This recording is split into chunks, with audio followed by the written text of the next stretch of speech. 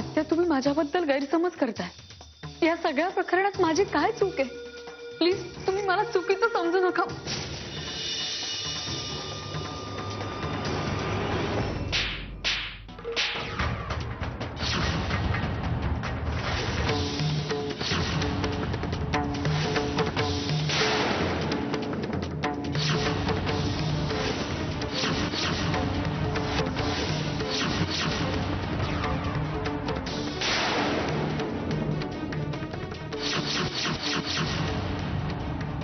तेव्हा जर सत्यजितच्या मनाचा विचार न करता तुला घराबाहेर काढली असती ना तर बरं झालं असतं।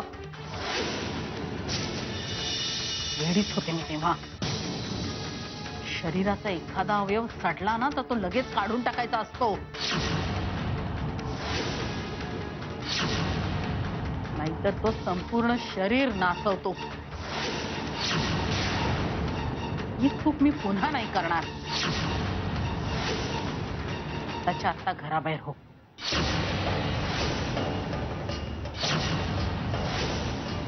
आत्ताच्या आत्ता चालते हो या घरातून।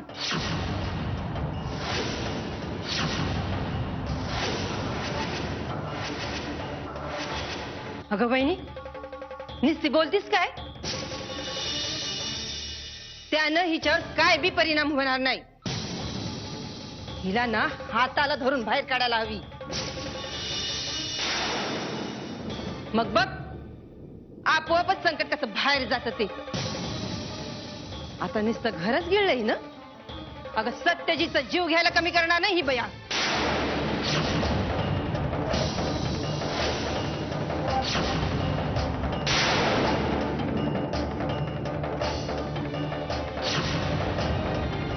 चल चल आई, आई तुम्ही चल तू। आई, प्लीज प्लीज माझं म्हणणं तरी ऐकून घ्या। आई, चल आई, आई ऐकून आई. नाहीये मला तुझं। आई, माझ्या सत्यजीतच्या आयुष्यावर तुझी काळी सावली सुद्धा पडायला नकोय। चालते हो इथून।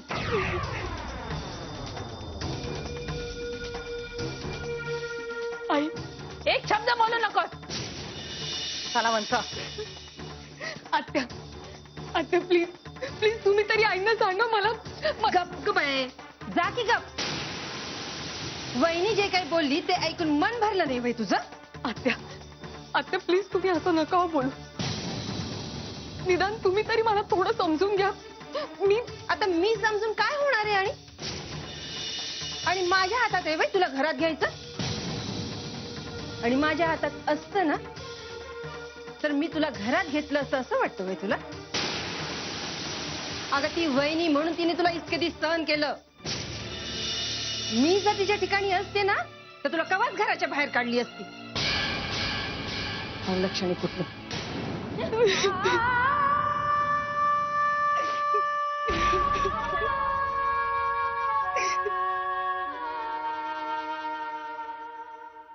आई, आई, आई प्लीज दार उघडा ना। आई प्लीज प्लीज दार उघडा। आई प्लीज प्लीज दार उघडा।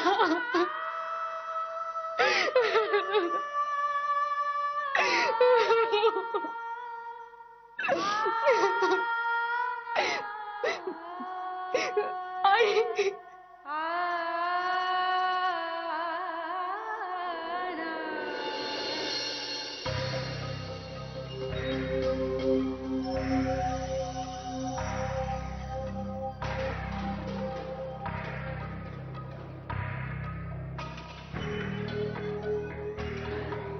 या सॉरी हा, नाही म्हणजे गौरांग खूपच बोलला तुला।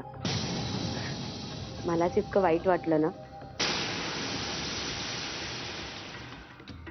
नेत्रा प्लीज, हे बघ माझा अजिबात वाद घालायचा मूड नाहीये आता। जा इकडे। छे छे छे छे छे, असं कसं? दिस इज नॉट फेअर हा प्रिया। अगं मी केवढ्या अपेक्षा घेऊन आले होते तुझ्याकडे आणि तू म्हणजे डायरेक्ट शेवटचं वाक्य बोलून मोकळी झालीस। आता मधली सगळी वाक्य कोण बोलणार सांग बरं? नेत्रा बास। कळतंय मला प्रिया, कळतंय मला, हे घर सोडून जायचंय म्हणून खूप त्रास होतोय ना तुला, पण जाऊ दे ना अगं. जे कधीच आपलं नव्हतं त्याच्याबद्दल कशाला त्रास करून घ्यायचा. नेत्रा, बास झालं. आता यापुढे एक शब्दही बोलू नकोस तू. प्रिया, नाही एवढा त्रागा करून घ्यायचा. एकदा मान्य केलं ना की आपण रस्त्यावर आलोय की मग नाही त्रास होणार तुला. तू काय बाई आहेस की कोण आहेस ग? तुला या घराबद्दल काही प्रेम, काही माया, काही नाही? अगं, एखादं कुत्र्याचं पिल्लू जरी एखाद्या घरात राहिलं ना 4 दिवस, तरी त्या घराबद्दल, त्या माणसांबद्दल प्रेम वाटतं त्याला. आणि तू? अच्छा, म्हणून तुला या घराबद्दल एवढी प्रेम, माया, आपुलकी वाटते का? हे असं सगळं बोलताना लाज नाही वाटत तुला? बाप रे, केवढ्या मोठ्या ऐतिहासिक क्षणाची साक्षीदार आहे माहितीये मी तुला. प्रिया, तुझ्यासारख्या बाईच्या तोंडून लाज हा शब्द बाहेर पडलाय आज. लाज. क्या बात आहे. नेत्रा, यु नो व्हॉट, तुझ्यासारखी क्रूर बाई मी आजपर्यंत नाही पाहिली कधी. Thanks for the compliment Priya. अगं, मी आहेच नीच, पण तुझं काय, तूही काही फार वेगळी नाहीयेस माझ्याहून. मी तर माझ्या खाल्ल्या घराचे वासे मोजते, पण तू दुसऱ्याचंही सर्वस्व ओरबाडून घ्यायला निघालीस. कुठे फेडशील, कुठे फेडशील ही सगळी पाप प्रिया? नेत्रा, इनफ. आज माझी मनस्थिती नाहीये म्हणून मी ऐकून घेते सगळं, पण आता बास. जा इकडनं. आवाज मलाही चढवता येतो, आणि मी आवाज चढवला ना तर या घरात राहणं मुश्किल होऊन जाईल तुला. तुझी दया आली म्हणून आले होते ग इथे. आता दुःखात असेल बिचारी प्रिया, जाऊन सांत्वन करावं तिचं. घ्या, ज्या कामासाठी आले होते ते कामच विसरले. अगं, तुला एक आनंदाची बातमी द्यायला आले होते. फायनली, म्हणजे फायनली आपल्या सासूबाईंनी, सॉरी, माझ्या सासूबाईंनी मंजिरीला घराबाहेर काढली. सो सेलिब्रेट, आनंद साजरा कर आता. हा, फक्त तुझा आनंद तुला या घरात नाही साजरा करता येणार. But still, don't worry, be happy.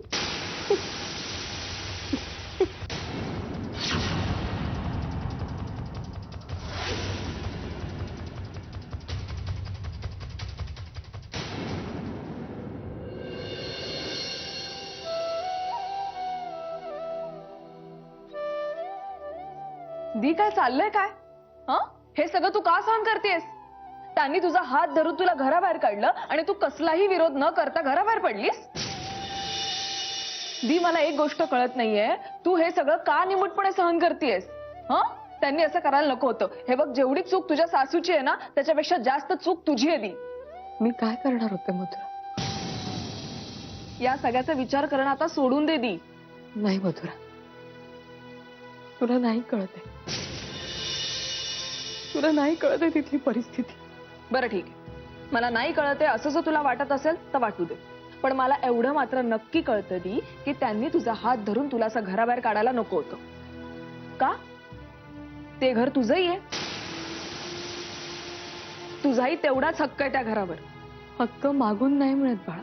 वहिनी, पण म्हणून हक्क नाकारणं, सगळं निमूटपणे ऐकून घेणं हेही बरोबर नाहीये ना. भाऊजी, तुम्हाला माहितीये ना तिकडे. ते काही असू दे वहिनी, तुम्ही माझ्यासोबत चला, मी मावशीशी बोलतो. अहो, काही झालं तरी मावशीला माझ्या बोलण्याचा तर विचार करावा लागेलच ना. नाही भाऊजी, एकतर आधीच माझ्यामुळे तुमचा खूप अपमान झालाय त्या घरात. आता आणखी नको. नाही, बरोबर आहे विहंगी, आपण तिकडे जाऊन त्यांच्याशी बोलण्यात काहीच अर्थ नाहीये. दी, तू चल, आपण आत्ताच्या आत्ता पोलीस स्टेशनला जातोय. आपण पोलीस स्टेशनला? मधुरा, अगं काय बोलतेस तू? तुला कळतंय का? का? त्यांना कळू देत, त्यांना कळू देत की ते तुझा असा छळ नाही करू शकत. आपल्याच माणसांविरुद्ध कायद्याची ढाल वापरणं हा या एवढं दुर्दैवी दुसरं काहीच नाही मधुरा. मग काय तू अशीच बसून राहणारस का शांत? आईंनी मला घराबाहेर काढलं याचं दुःख नाहीये मला. काय आहे ना की घरावर एवढं मोठं संकट कोसळलंय त्यामुळे आईंची मनस्थिती अशी झाली होती. पण याही पेक्षा मला ते घर वाचणं जास्त महत्वाचं वाटतं. घरातली माणसंच जर घरातल्या सुनेला असं वागवत असतील तर त्या चार भिंतींना तरी काय अर्थ आहे दी? ते घर केव्हाच कोसळलंय दी. नाही, उलट ते घर कोसळू न देणं हे त्या घरची सून म्हणून माझं कर्तव्य आहे. ती माझी माणसं आहेत ग मधुरा. ते माझं घर आहे. आणि याही पेक्षा जास्त मला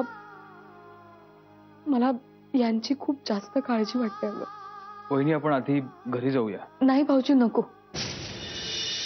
आता जोपर्यंत त्या घरावरचं संकट टळत नाही ना तोपर्यंत तुम्ही माझी बाजू घेऊन कुणाशी वाद घालू नका प्लीज. मी हात जोडते तुमच्याकडे.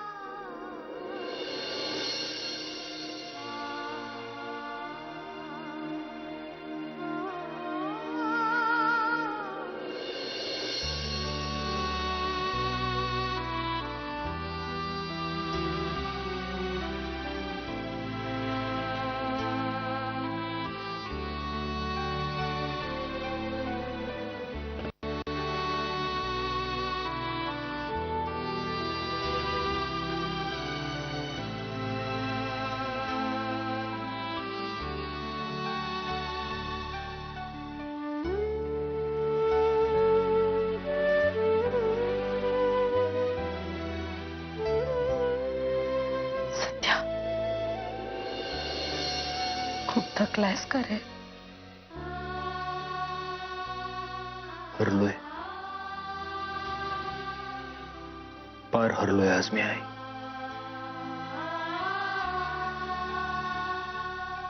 आपलं हे घर, सगळं वैभव, सगळा मान, सगळं गेलं हातून. काहीच नाही वाचवू शकलो मी.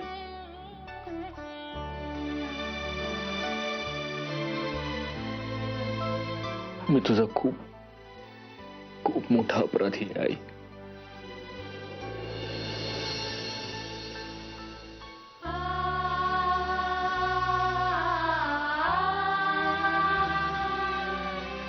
सत्या, हे बघ, असे प्रसंग आयुष्यात येतातच आणि यापूर्वीही तू अशा प्रसंगांना सामोरा गेलेला आहेस.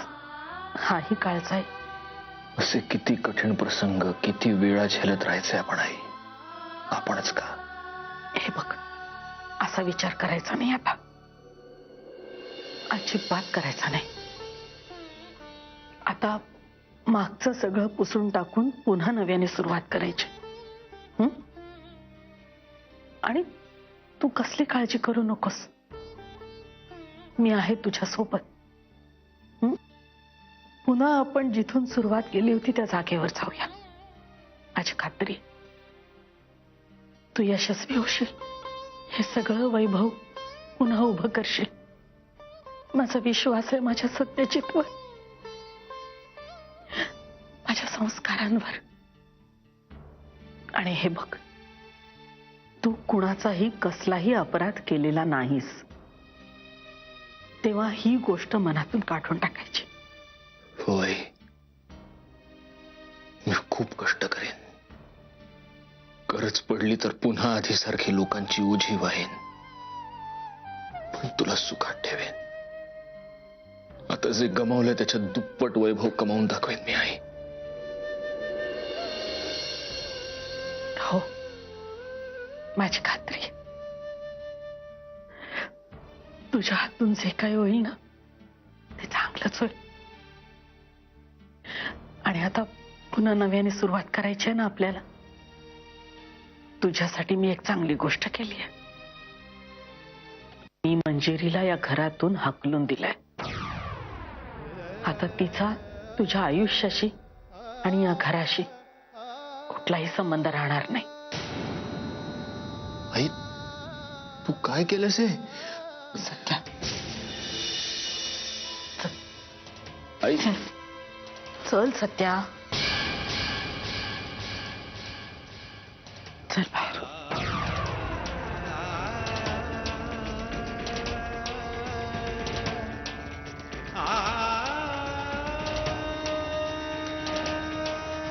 सत्याचे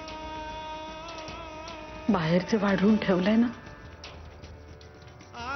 त्याला मी तुझ्याशिवाय नाही तोड देऊ शकणार.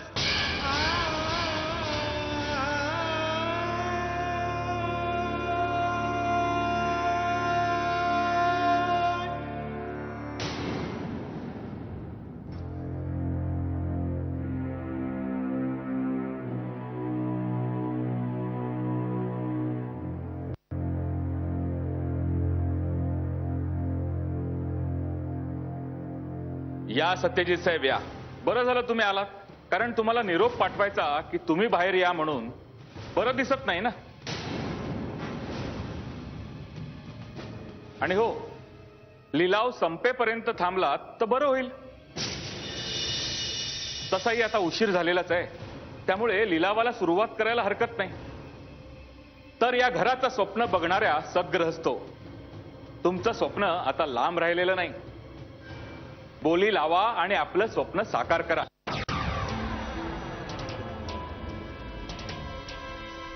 आणि हो, हे घर सत्यजित मुधोळकर साहेबांचं आहे, हे भान ठेवा.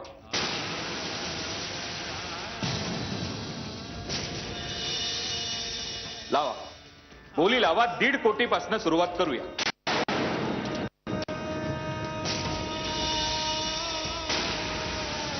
बोला. 1,70,00,000. 2 कोटी. 3 कोटी. अहो, मुधोळकरांनी मेहनतीने हे घर उभं केलंय, त्याची एवढी कमी किंमत? बोला, बोली लावा, थांबू नका. 5 करोड. अरे बोला बोला, 5 कोटीमध्ये घर हातातून निघून जाईल. बोला, अरे वाढवा किंमत.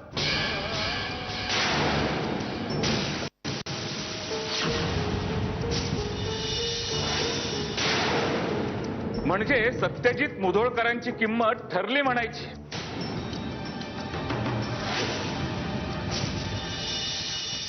$5 करोड 1,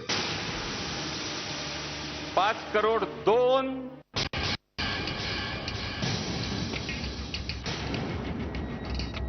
6 कोटी.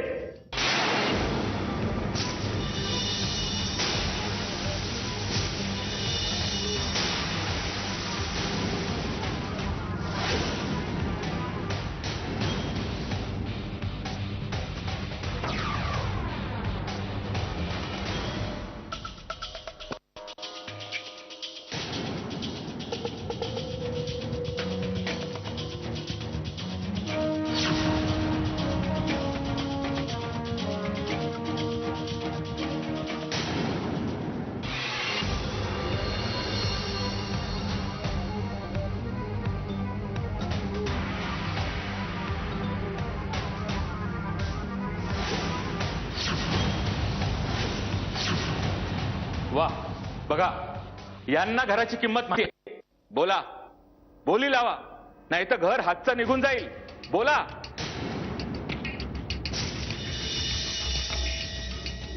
तुम्ही बोला, बोली वाढवा. वाढवा, अरे घर हातातून निघून जाईल. बोला. 6.5 करोड. शाबास, बोला, अजून बोला.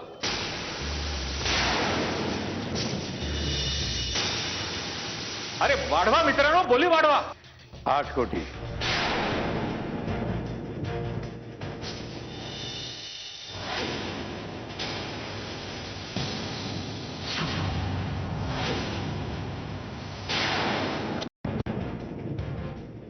वा, वाढवा, बोली वाढवा.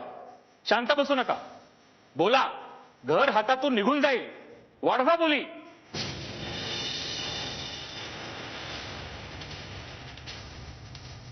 8,01,00,000, 8,02,00,000,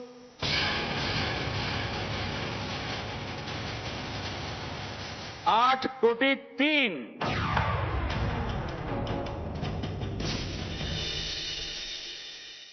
साहेब आपला परिचय. पृथ्वीराज सरनाईक. तर 8 कोटी रुपयांमध्ये या घराची मालकी पृथ्वीराज सरनाईक साहेबांकडे जाते असं मी जाहीर करतो.